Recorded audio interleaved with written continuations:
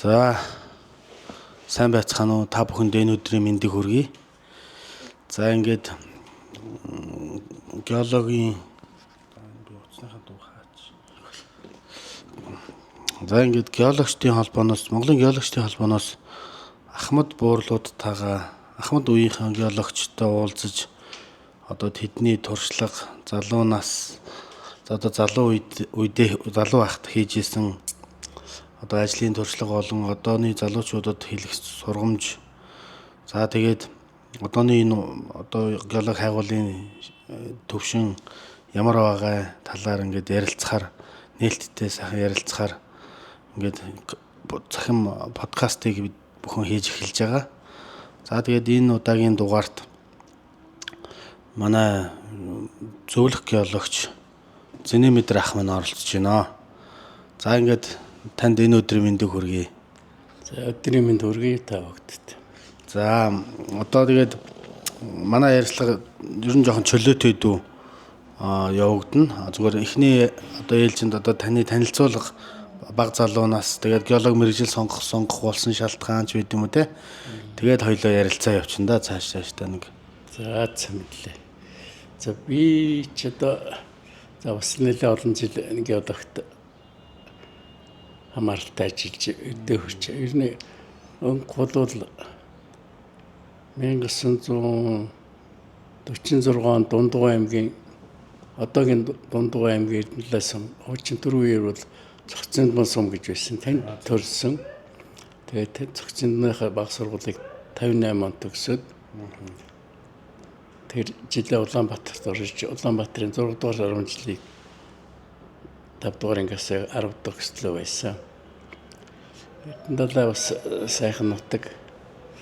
Сүүлийн үед бас манай Эрдэнэлээ дотроо бас манай өнгөт баг бүх мөх сайтай ер нь ажил төрөл гайгүйтэй тийм байгаа. Одоо бөхчүүдийг бол сайн мэдж байгаа. Даш хэн чин зориг Дундгойн хамгийн өндөр цалтай бөхчүүд байгаа юм шиг. Тэ одоо харцаг болчлоо одоо тэрнээс нэг хин бас байдаг л байсан.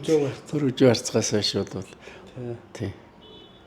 Тэгээ манай өнгөт багийнханд бас бүх тал нэлээд байгаад 80 улсын аймгийн цолтой юуны аймаа бас тэмдэглэж ирснийг бодоход бас тэр хэсэгтээ нэг юутай хэсэг байдаг юм уу гэж боддог юм. Айраг адууны нутаг, хоньны нутаг дээр үс Эрдэнэлийнх бол сумыг бас хүмүүс сайн мэддэг. Малаа адуу хонь хоёроор нь айргаар нь гэдэг. За би бол ягалгаагүй ерөөсөө тэр үеийнхний ажиллаар өдөө малчин ардын гэрт төрсөн. Тэгээд бага насаа бол тэр аав ээжийн гар дээр зүүнний амралтай бол өдөө мал дээр ингээл урах шигтэй өрчил. Бага насандаа бас би жижигтэй байсан учраас намайг ер нь 16 нас өнгөртэй морь унна гэдгүйсэн. Тэгээд за бараг 14 хүртэл унсан бахаа. Хурдан морь. Тий. За. Заримдаа төрүүлж зүтсэн, хоцорч зүтсэн морь унах. Санаа суудсан морь унах юу байсан бахаа. Тэгээ хурдан моринд чинь нэгдэн штэ. Би жижигтэй санаа суудсан нөхдүүд ер нь тий. Нилийн давмгаалт штэ. Тэгээд бас аль-алийг үзсэн. Зөв. Төрүүлэгч бас сайхан, хоцорох бас хэцүү юм байлээ дээ. За тэгээд та тэгээд геологч мэргэжилтэй 10 жил төгсөөд 6-ыг төгсөөд манай ангид чинь 2 ирсэн юм. Геологийн. Тэгээ уул нь өөр хүн дээр байсан чинь тэр маань геологт эмэгтэй хүн би яахгүй гэд. Тэгээ тэрний оронд нь би очсон байлээ тэр үед. Сүүлд нь л мэдсэн л дээ. Тэгээ геологт орсноо ч нэг сайн мэд геологч гэлөө биологч гэлөө нэг 2 авсан. Тэгээд тэр үед чинь ингэж харихаа л бодож байсан. За нэг ямар ч гэсэн сургуульд орсон гэж. Тэгээ намар ирсэн чинь геологи анги сангайч хад явуулаад. Тэгээ геологийн мөсийн 69 оны төгссөн. Тэгээ 5 жил сураад мөсийг төгссөн. Уул нь бол бас малны захад байсан болоод хөдөө аж ахуйн дэдэд малын талын юмд орё л гэж зорж байсан. Тэгээд өөрөө сонирхол бол тийм байсан. Тэгээд геологт орсон одоо ч гэсэн нэлээд дэх нь үеэс энийг бол бас зөв юм руу миний зөв замд оруулсан юм байна да. гэж бодсон. Зөв. Анхны их сургуулийн том багш нарын шав болсон да одоо бахархаж явдаг юм да. Одоо хин багш нар байв таны? Одоо үлдсэн нь бол одоогоор амьд сүрэн байгаа лам сүрэн багш байна. За бусд нь гэрэл багш байгаа. Бусд нь бол бас тэгээд юм гэдэг хороогийн жамаар цөөрчсөн байна. Одоо тэгээд ер нь нөгөө өөд болцсон ч гэсэн мундаг багш нараас та нэрлвэл хин багш танд хичээл авч байна? Манайд ч одоо хамгийн анх манай ангийн багш нэг жил дараа шүлгөөж байгаа төв хороо шилж явцсан юм а. Дэмбэрэлд орж гэдэг багш анги дааж авдаг байсан. Тэгээд дэмбэрэлд орж өгшийн дараа эргэж багшилсан ган учир багшийн ангид эднэр төгссөн. Зөв. Ламсрын, жамсрын, гэрэл даштава. Тэгээд анхны багш нар Балжины багш байсан. Тэгээд өөр чинь бас өрмийн талын багш байсан. Юм заадаг багш нар байлаа да тэр үед. Би нөгөө тантай нэг фондонд нэг таарсан чинь та нөгөө тектоникийн багш юм билээ. Төмөр тоо. Өрөөлөнгийн. Тий. Төмөр тоогоо байжсэн.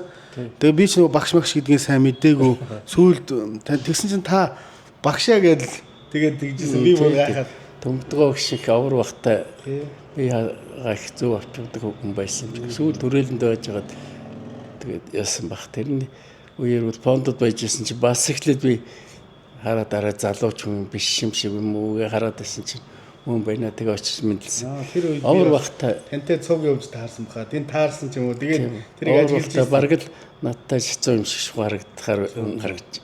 Би их сайхан авч явдаг юм байсан.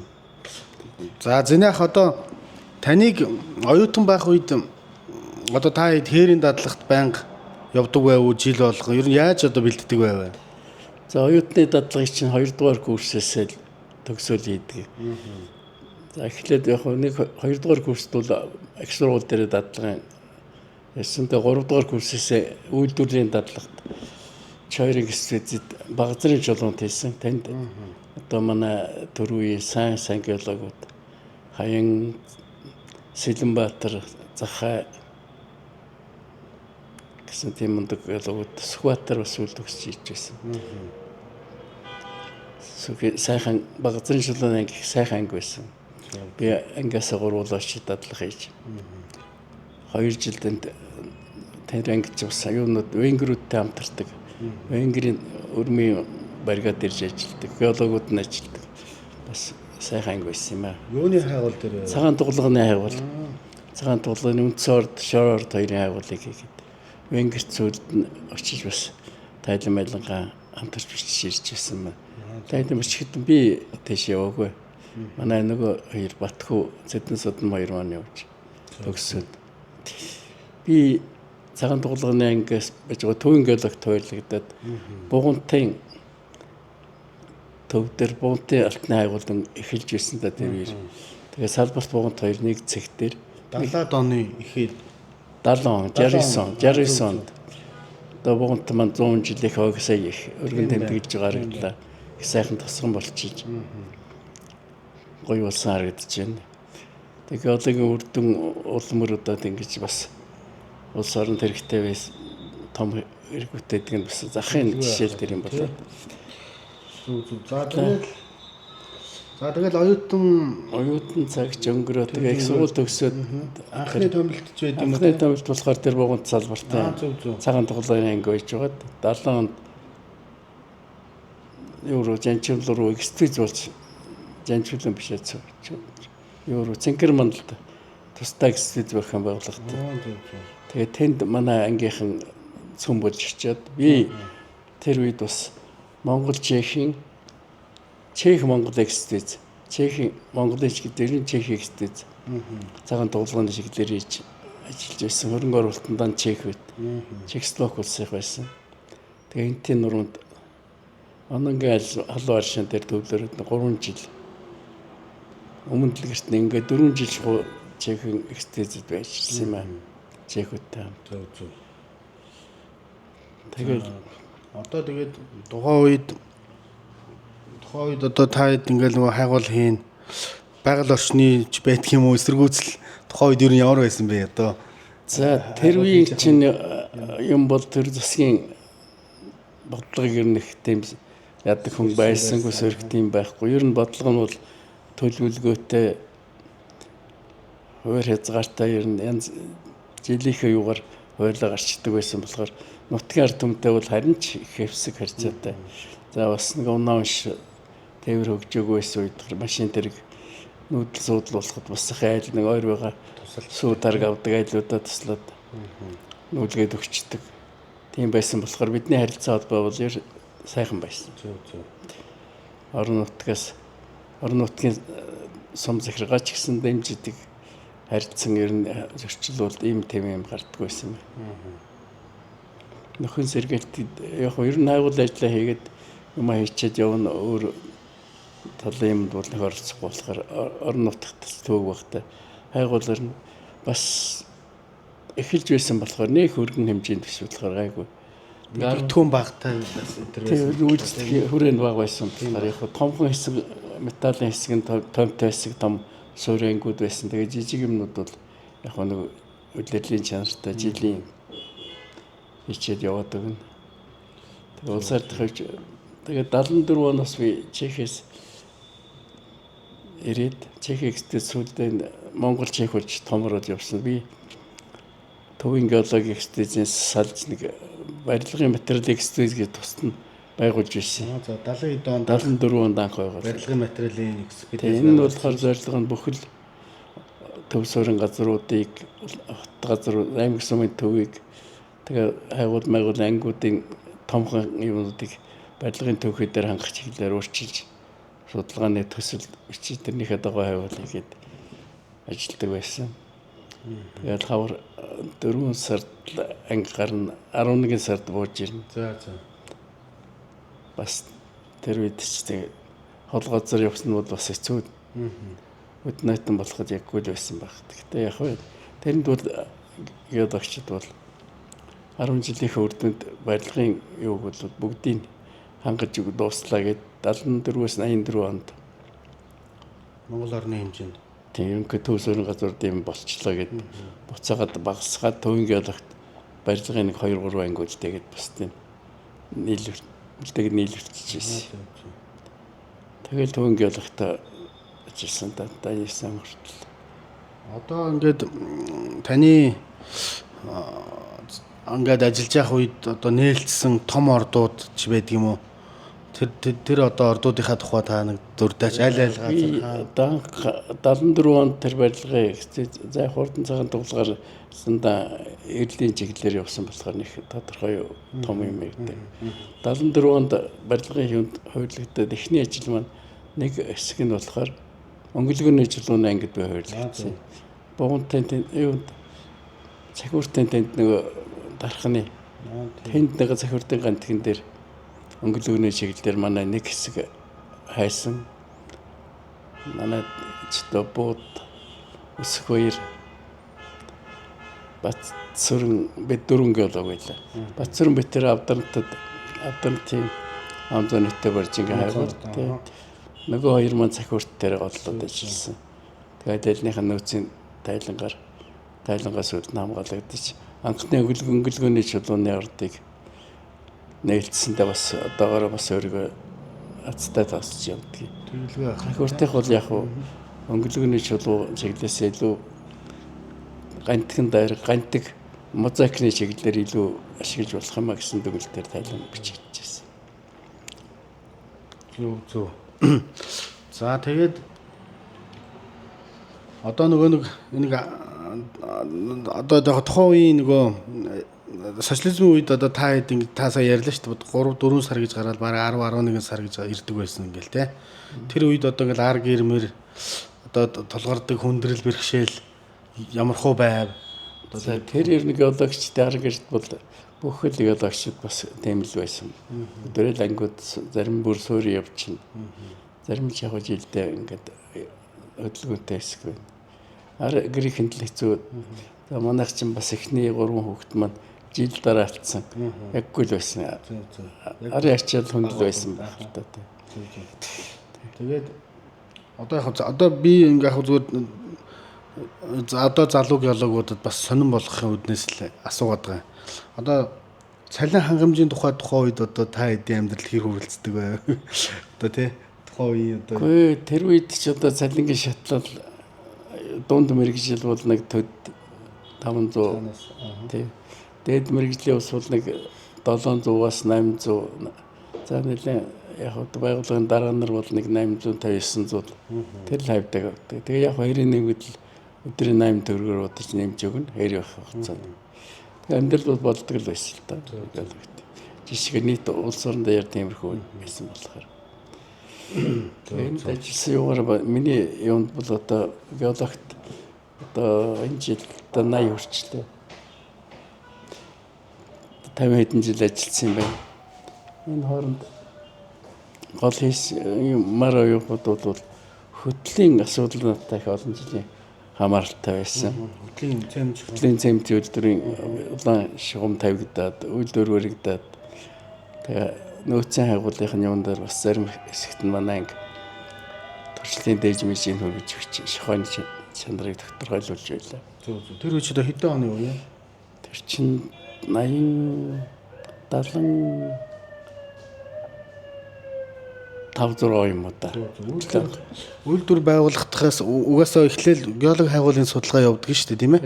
Тэгэл хамгийн анхны нөөц тогтоох судалгаан дээр та хийжсэн ба шүү дээ. Тэгээ нөөцийн дээр манай барилгын тэн дээр нөөцийн хайгуулж хийж байсан. Хэдэд дахиж бас шохойны хайгуулгыг хийсэн юм байлаа. Та чинь сүүлд бас нөгөө итгэн жилийн өмнө нэг нэмэлтээр нөөц тогтооход бас оролцсон гэж хэлсэн тийм. 3-4 дахиж тэнд орос мэрэгжилтэйч байсан, да монголчууд байсан.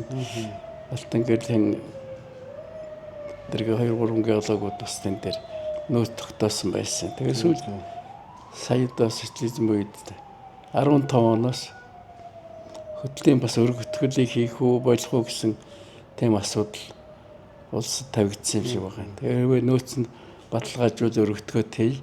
Нөөц нь баталгаажихгүй бол ер нь болдог зогсдог юм уу гэсэн чиглэлтэй байсан. Тэгээд тэр хайгуул дээр би харин багийн ахлагч болж орж 14-15 онд хайгуул хийгээд хоёр ордынхын нөөц өсгөдөж баталгаажсан учраас тэгээд одоо үйлдвэр бол жигд ажиллах боломжтой байгаа. Зүгээр.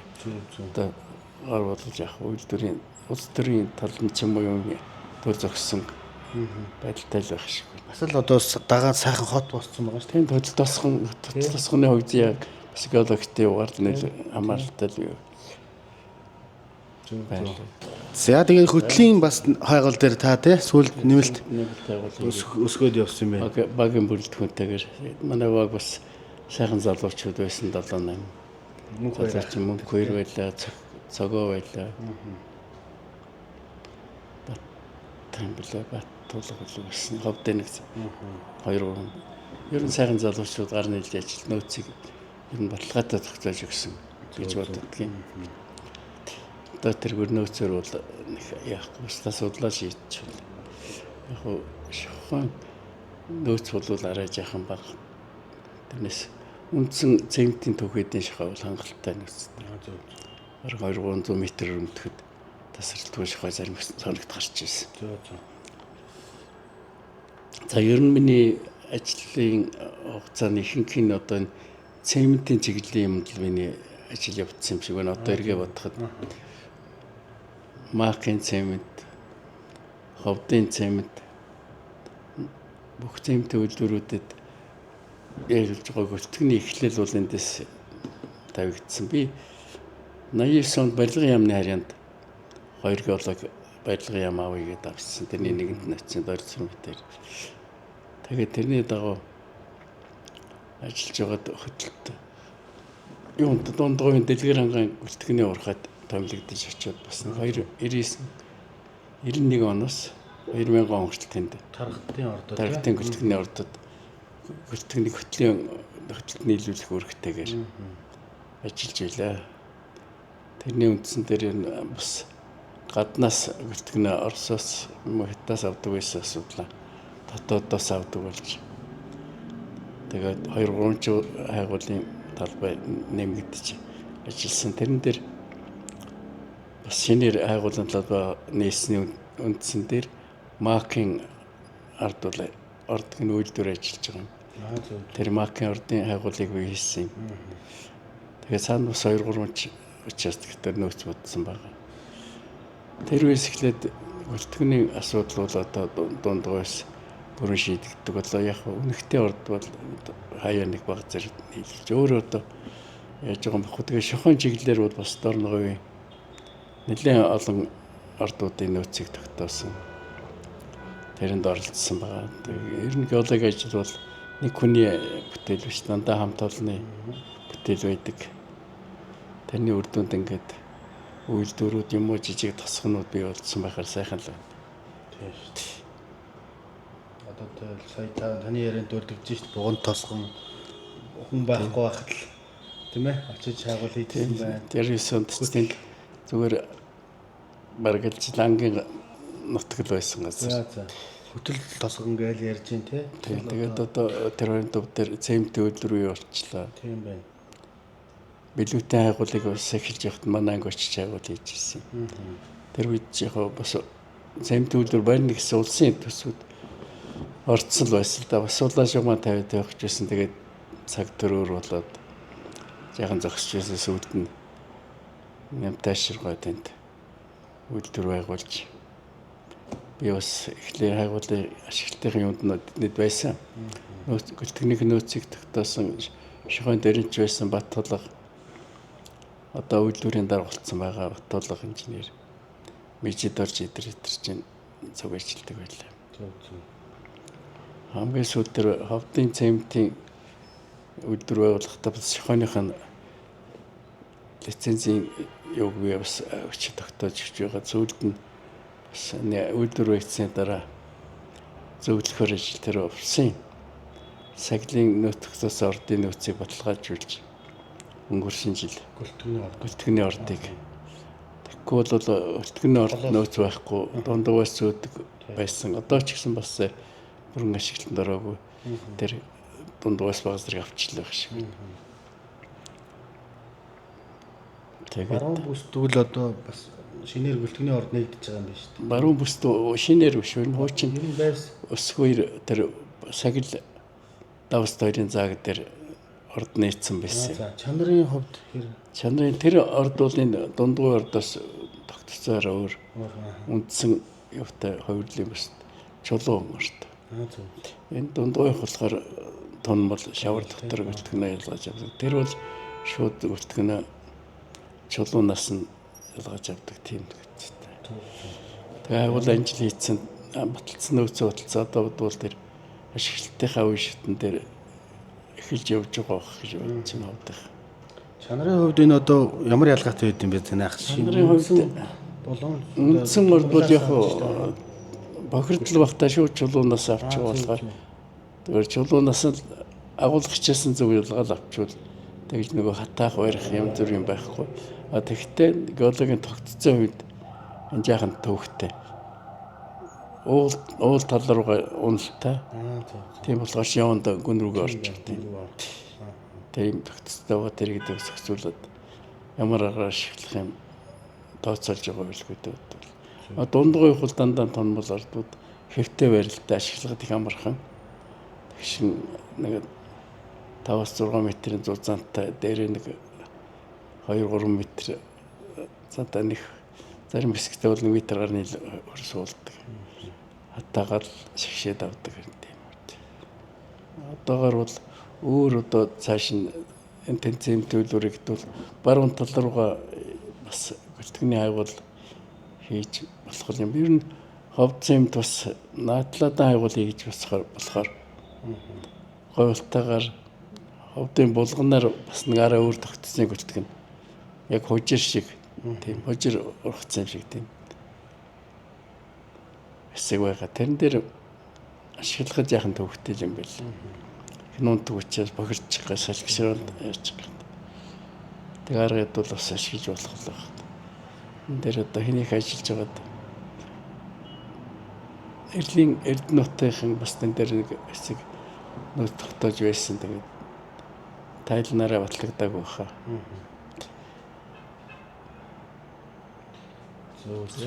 За. Тиймэрхүү тий. За шохоо зэмтэл голчихсан байна миний ядсаж. Яг гоо тэгэл сайр төрлийн юм бас нэлээд нөтөхтөөс ордод би эргээд тэдний маань ашиглаа явж байгааг харахад бас геологийн хүмүүс өөрснөр багш нар шавнараа бахархдаг шиг бид нар энэ хайсан нөөцөө ашиглаж байгаад бас сайхан санагдав тий. би одоо зэний ахтай 2015 оноос хойш холбоотой байгаа. Би чинь бас нөгөө барилгын материалаар мэрэгсэн болсон шүү дээ.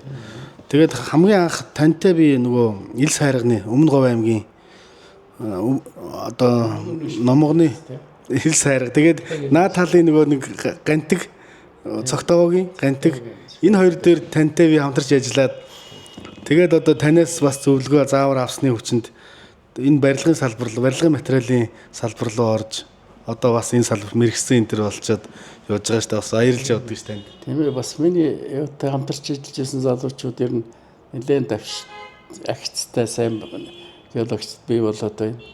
Дунзын үеийн гэх юм уу одоо бас эдгээр чинь 40 жаахан гарц гаш байлаа. 40 гарцсан да. Би 38. Зарим 30 40 зарим 40 гарцчлаа. Тий. Бас эдгээр дотор Мөнхбаяр Бат Эрдэнэ эдгэргээд надтай зөвлөж ирсэн залуучууд. Одоо зарим нь эргээд төвл юмны хурд суудаг тийм боллоо артал дэвшиж яваад би жаахан бахархаж явдаг. Тий. Тайлан мэлэнга зөө хийгээд баталгаажаад олон тайлан бичээд байгаа улсууд бол бас агцтай л байна. Гэхдээ ер нь барилгынханд одоо ингээд зөвлөхөд зөвхөн ил сайрга барилгын чулуунаас гадна бусад металл ус чиглэлээр нэлээд наривчлалтай ажиллаж өөрснөө ч ажиллаж бас тэр байгууллага энэ тэнд юу байвал тэднэрт сурталчилгаа сайн хийж ийм төрлийн юмар ашиглаж ажиллаж болмоор байна гэдгээ саналаа тавиул металл усаар нэлээд өргөжих боломжтой юм байгаа юм да. Тэгээд улс оронд ч хэрэгтэй янз янз юм. Тэгээд зинах одоо нөгөө бас нэг хөрөнгө оруулагч нарч байд юм уу талбайн эзэд нэг буруу ойлголттой байдэн шүү дээ. Барилгын материалын орд гээл тэгэхээр барилгын материал ил шавар хайрга дайрга гээл тэгэхээр нөгөө металлаас арай өөр амархан хялбар тайлан бичигддэг гэж нэг ойлголт байдэн шүү дээ. Та тэрний талаар тэр ойлголт чинь бол ер нь ганц тэр улсууд биш. Ер нь улс орон даяар хүмүүс ерөнхийдөө тийм ойлголт. Хаач барилгын шавар ил хоёр нэгс нарийсад юу байдгийг гэж боддгийн шиг байлаа. Тэгээд юун дээр бол бас тэгээд болохоор тэр чинь ярен технологитой барилгын ойр зүрийн бас анхны технологийн мэдгэдэггүйтэй байж барилгын материалын хайгуулт бас хийх юм байна. Тэр талаас геологи хийж байгаа улсууд залуу геологчид тэр технологи талын юм бас судалж үзэж өөрснөө ажил төрөлдөө илүү их хязгаарна. Тиймэрхүү юмыг бас бодцоогоор л хийж. Барилгын материалын талын юм дээр бас энэ зураглалын хийж байгаа улс гэсэн зураглалынханд бас хэлмээр санагддаг. Тэд нар бас нэг дөрөвдөгч шингээг саждаг үүд барилгын материал гэж хашдаг. Тэр гүйдэл гөртгөний орд мордыг би нэг зураглалын геологчдын сурчлагаас харж байхад өдөр энийг чинь зүгээр нэг тийм байна гэж орхичдгаас юм. Нарийн бид нар анзаардаг байсан шүү дээ. Одоо харин энэ чинь харснаас өнгөлгөөний чулуу гөлтгөн хоёрыг чинь бас ялгадаг болчоод хараад явдаг болж байна гэх. Тэгэхээр бас зураглалынханд бас тэр талаараа анхааруулж юм байна. Тэгвэл дараагийнхаа улс орны юмд бас айгуул хийхэд илүү төхөмтэй байх юм уу л гэж боддог шүү дээ. Одоо тайлан бичлэлт хүртэл яг л бүгд тэгээ 12 бүлэгтэй бичигддэг шүү дээ. Бүх юм нь бол юм л яг л юм юм тайлангийн юм тий. Тэрийг ч бас тийм байхгүй зүгээр нь адилхан юм чинь их олон цааныг өрөмдөж яадаг юм бэ гэх улсууд байгаа юм. Тэр бол технологи зөвшөөртэй гэж болохгүй л дээ. Тийм хандлага бол байдаг. Зөв. Тий. За одоо тэгээд одоо үед ингээл бас нэг байгаль орчны асуудал, орон нутгийн эсэргүүцэл гэдэг нэг юмтай тулгараад байна тий. Одоо энийг та юу гэж харж байна? Одоо шийдэх энийг би бол бас нэлээ улс орныхаа нийт иргэдийн хэмжээд малчид, тариаланчид, утас суурин газрын ч ер нь нийтээр бас бодмоор юм шиг санагдсан. Улс орч ерөөсөө салбар болгононд сайн ажиллаж байж л улс хөгжиж штэ. Тэгэхээр дотроос за 1-2-ын онцгойлоод бусдыг хаяад байж болохгүй. Жигдэх нь байх ёстой учраас энэ одоогийн яг эхний шатанд бол геологи хайгуул ажил нь улс орноо чирж явж байна. Улс орныхоо хөгжлийн түүчээ болох эдийн засгийн штэ ч одоо мөнгө төгрөгөөр бүх юм бүтэж байна. Тэгэхээр улс орныхоо юмыг зөв ашиглаад тэрнийхээ суурин дээр дараагийнхаа юмыг суурьа тавьж авцгаах, бус салбараа хөгжүүлэх ийм л бодлогыг баримтлана гэхэд тэгж явцуурч нэг хэсэг нь шахах юм уу янз бүрийн бодлогогүй ойлголцол хэрэгтэй. Одоо энэ 3 салбар малчид, тариаланчид хоёр чинь заримдаа бас жаахан тагна. За уурхай хайгуулынханд нэг бас уурхайгаас илүү бүр геологийн хайгуул хийх гээд очиход тэрий чинь бас ойлгохгүй сөрөг үсгэл харагдаад байна. Энийг л зөв ойлгоцгааж тэгээд цааш нь улс орондоо хуваарлалт нь зөв очиад байвал иргэд бас ойлгохгүй биш ойлгоно. Бас хуваарлалт орон нутг руу муу авах шиг байна. Хуваарлалтын дутагдaltaй болгоор энд за 3000 уурхай очиад та нар улс орон чинь өрнөөс гарсангүй гэдэг байгаа дээр бас бодцоогол хэрэгтэй л дээ. Дээрээс нь хуваарлж байгаа хэсгүүд үнэндээ орд газар юм ашигт малтмалгүй байсан бол бид нар яах байсан. Тиймээ улс орон хөгжөөд байгаад энийг зөв ашиглаад зөв хуваарлаад дараагийнхаа юмыг бий болгоод нөгөө юуныхан шиг арабууд шиг газрын тосоор дараагийнхаа хөрөнгө оруулалт хийх юм бэлтцсэн. Тийм туршлага бэлэн байна шүү дээ. Тэрийг л бодцоомор л юм. Тэрнээс дотроо нэг жалгадвараа хоорондоо чи хэрэгтэй би хэрэггүй гэх асуудал бол тэгэхэд буруу юм шиг санагддаг. Одоо тэгэл нөгөө геолог хайгуул уул уурхайг дагаад энэ улс одоо аймагуд ингээд өөр ялгаатай хөгжиж штэ. Өмнө Говь аймгийн төсөв гэж ихтэл одоо баг 2 их 80-д хүрж байна. Тэгэхэд одоо манай Завхан аймгийн төсөв гэдэгт 80 тэрбум төгрөг байгаа байхгүй. Тэнгүүт хан богд сум аймагтаа 100 тэрбум төгрөг жилд өгж байгаа байхгүй. Аймагийнхаа төсөвт. Тэгэхээр чин тэр сум дахиад өөртөө зарцуулах мөнгөтэй үлдэж байгаа гэсэн үг шүү дээ. Аймагтаа өгөөд. Тэгэхээр одоо манай бүхэл бүтэн Завхан аймгийн 1 жилийн төсвийг нэг сум аймагтаа өгж байгаа гэсэн санаа яваад байна шүү дээ. Тэр чинь тэгээд энэ ашигламжлаа уул уурхайгаа зөв ажиллавал хаана бүгд тиймэрхүү болох боломжтой бүх. Нийтээрээ аз жаргалтай боломжтой сайхан амьдрах үндэснүүд тэр л байна л да. Тэгээд одоо манай Завхан аймгийн залуучууд ихэнх нь өмнө Говьд очиж машин барьж ханах чадаагүй. Ер нь бүх аймаг дээр газраас дундгой бол баг өмнө Говьтай нийлчих гэсэн байна. Ихэнх урдлын хэсгүүд нь бол өмнө Говийн иргэд болоод яваад байгаа шүү дээ. Харин тийм. Миний мэдэх үлсүүд. Ийм юмнууд бас байна тий. Тэгээд дараагийн тэр хөрөнгө оруулалтыг салбараар сайн дэмжиж дөрвөн гаргаж ирэх хэрэгтэй байна л да. Энэ ашигтмалбыг чинь эргээд нөхөгддөггүй зүйл учраас ашиглаж явах хугацаанд маш зөв ашиглах. Хойролтоо зөв хийхтэй. Аялал жуулчлалч гэдэг юм, мал аж ахуйч гэдэг юм. Мал аж ахуй дээр бол яг жилдээ ургаад өсөөд нөхөд байж болдог. Энэ ашигтмал бол нөхөж болдог учраас энийг зарцуулалтаа зөв хийж арийнхаа залгаасаа бодохгүй бол бас дандаа энийг зараад яваад байвал явцгүй л дээ гэж л боддог шүү дээ. За ингээд би тэрийг ярилцлага. Тэгээд ахмад геологчийн үг гэдэг одоо ирээдүйн одоогийн залуу геологчд болон одоо бас суралцж байгаа залуучууд одоо таныг сонсно. Тэгэхээр одоо тэр талаар та нэг за ер нь яг залуу геологчид бол эдгээр бол сүүлийн үед бас их сайхан болж юм хөгжөөд хэл ус сайтай, компьютерийн мэдлэг сайтай. Энэ бол их давшилт. Тэрэн дээр зөвхөн ажлын туршлагаа авахт нь бас түрүүнийхэн геологуудыг зарим цөөхөн бэлтжтэй 4-5 хүн байсаас одоо 3-4 бас нас ихчлээ доотлол 80 дээдлэл 80 хүрээ доотлол 80 хүрэн төгсгөөчлөө. Тэрнээсээ бас туршлагаас нь хуваарлт хийж бас сонсгож байж өмнө газар дээр нь эхний үедэл нэг хайгуул хийхэд эднийг эхнийх нь улс хайгуул хийхэд нь ингэж шугамн тавьдаг, ингэж хайгуулаад ингэж талбайгаа сонгодгийг гэдгийг бас үзүүлж харуулж баймар тэгэхгүй зүгээр тэр талын сурталчилгаа жаахан дутуул байх шиг байдаг. Оюутны дадлага хийгээд тэгээд дараа нь яхад анги дээр үед чинь бас оюутны дадлагыг яг хайгуул анги дээр бас гайгүй сайн хийдэг гэсэн. Одоо жоохон яаж хийж байгаа юм.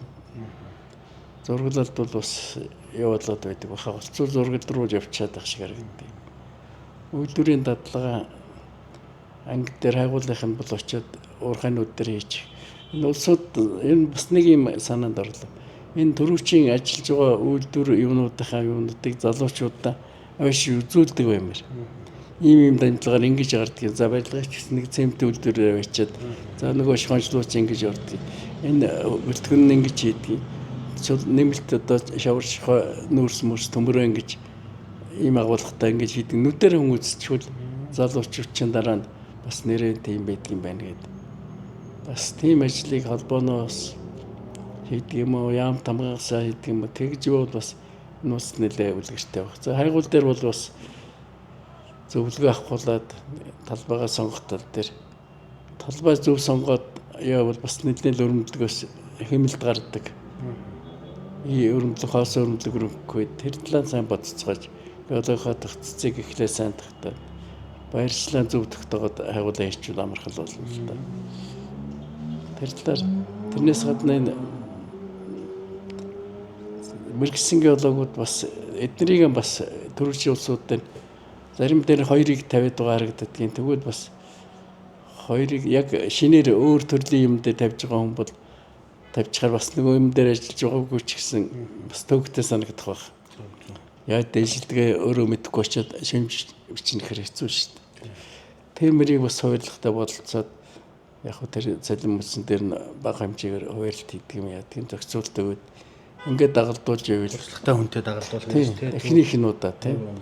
Тэгээд дараагийнхаа тайлангууд өөрөө бий дагаад нэг хот үзээгүй юм дээр шимжчихэд амаргүй л байх.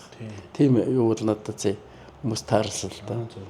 Бас тийм биш. Тэн чи яг үлээ өөрөө яаж дэж явдгаач мэдэхгүй яаж яадгийг мэдэхгүй болохоор чи тэр талбай дээр зүгээр геологийн талаас нь шүүмжчээд орхихоос өөр юмгүй байх шиг харагддаг юм.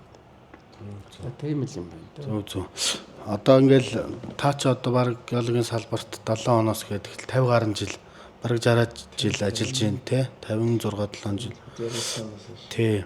Тэгэхээр чин одоо ингээл та нэг анх хөдөө аж ахуйн чиглэлээр ажиллая гэж байгаа сүлд ийшээ ороод тэгээд энд одоо амьдралынхаа ихэнх хугацааг геологтой зарцуулсан. Одоо тэгээд ажиллаж явах хугацаанд ингээд бахархмаар мэрэгчлэрээ бахархмаар сайхан зүйлс юу байв танд одоо ингээд одоо эргээд бодохоор тэр хийсэн хэдэн үйлдвэрүүд ингээд ажиллаа нөөцийн тогтоос юм маань хүмүүс ашиглаад байх их зөрөнгүүд босчоод ингээд хүнтэнд амьдрал үргэлжлээд байхад бас сайхан л байгаа юм. Тийм байна.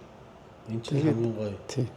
Яг үлдээсэн бодит тийм ээ. Тэг хүн барилгачаа хүн барилгаа барьчаад за би энийг барьсан, энийг хийсэн гэхэд сайхан байдаг шиг бид нар бас нээц орд мордоо ашиглаад явж байхад үйлдвэр дундаа барилгын бол араас нь залгаас их амарх ирдэг. Шууд айгуул уйгал нөөц тогтоосны дараа ашиглалтанд бараг шилжих гэж явдаг учраас хүмүүст бас их өгөөжтэй улс орнд чигөөтэй юм. Тэгээ барилгын материалгүйгээр барилгагүйгээр бас үйлдвэрийн завод янз бүрийн хүч хүндэсгүй бүх юмд л энэ барилгын юм орж штэ. Тэрийг бас нийтээр ойлгож байгаа ойлгодог болох. За ингээд энэ удаа би Монгол улсын зөвлөх инженер Зэнэмэдэр ахтайгаа сайхан ярилцлаа. За тэгээд танд та хоёр бас 40 минут ярилцсан байна. Энэ хугацаанд бас нэг ярьчи, нэмээд нэг хэлчи гэсэн таны санаа одоо нэг дутуу үлдээсэн миний асуугаагүй юу вэ? Та тэгээд тэрийг хэлээд хоёулаа ярилцлага өндөрлөе. За одоо би ч юу ярих юм баг гэж шиг бодлоо. За энэ төр чи одоо ер нь энэ төлөвлөлтийг би бас нэг л юмыг боддгийн. Нурчлаас барилгын материалыг одоо хууль шинээр гараад батлагдах гэж хэлэлцэгдээд яваад байх шиг байна. Энэ дээр тэр Барилгын материалын талаараа жаахан тодорхой юм оруулаагүй юм шиг санагдсан. Би эцсийн байдлаар байгааг нь хараагүй төслийг. Тэгээ нэг дөрвчийгээр харахад ерөөсө түгээмэл гэж байгаа юм уу? Барилгын материал гэж байгаа юм уу? Зүгээр тусад нь сайд нарын зөвлөлт ч юм уу? Сайд нарын зөвлөгдөг ч юу лээ? Арай тэгж нэрлэхээ байцсан тийм. Ям засгийн газарт санал тавьж иж таньдасаа зөвшөөрөгдөж хайгуул хийдэг болно гэх шиг тийм нэг хэсэг харагдсан. Тэгэх юм бол их хүндрэлтэй л дээ. Тэнд очиод нэг шавар хайх гэж байна. Тэнд нэг сайх гэж байна гэдэг юм уу? Үйл металл усын хайгуул хийх гэж байна гэдэг ингээ явж байхгүйгээр яахан нийтлэгдүү түгээмэл байх талаас нь тэг хуулиндаа тусгаад өгвөл бас зүгээр байх. Тийм би нөгөө нэг хуулийн төсөл нь үзсэн л дээ. Түгээмлийн талаар ер нь нэмэлт өөрчлөлт байхгүй байх шиг байлаа. Тийм харагдаагүй.